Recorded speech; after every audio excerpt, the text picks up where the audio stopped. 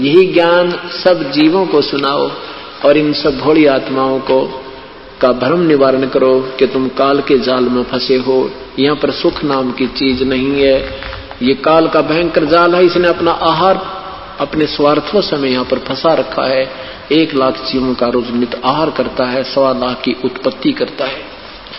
अब मैं तुमसे कहूं चिताई तेरे देवन की उत्पत्ति भाई, जिनको तुम अविनाशी अजरो अमर कहा करते थे ब्रह्मा विष्णु महेश इन तीनों देवताओं को, इनकी उत्पत्ति सुनाता हूं। ये परमात्मा ने अपनी सिंपल लैंग्वेज में, साधारण भाषा में वो ज्ञान दिया है जो आज वेदों ने प्रमाण किया है, आज जो पुराणों ने प्रमाण किया है, वही परमात्मा ने कबीर साहब ने 600 वर्ष पहले ये ज्ञान दिया था, जो अभी तक कूड़े में डाल रखा था इन नादान संतों की, महर्षियों की नादान सोच के कारण।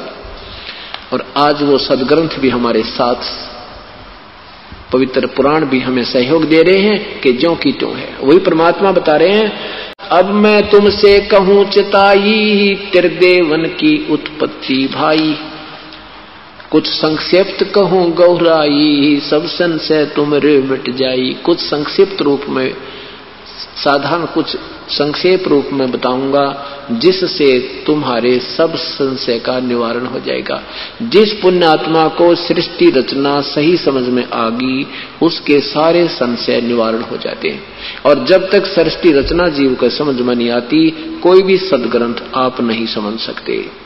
यही कारण रहा कि इन ऋषियों ने, महर्षियों ने गीता, पवित्र गीता जी, पवित्र वेदों के अनुवादों में अर्थों के अनर्थ करने पड़े।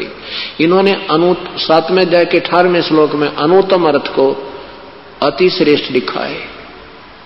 वर्जमाने जाना होता 18वें अध्याय के 66वें श्लोक में गीता जी में वर्जमाने जाना होता, इन्होंने आना लिख दिया, क्योंकि इनको ये सृष्टि रचना का ज्ञान नहीं था, ये मास्टर की इनके पास नहीं थी।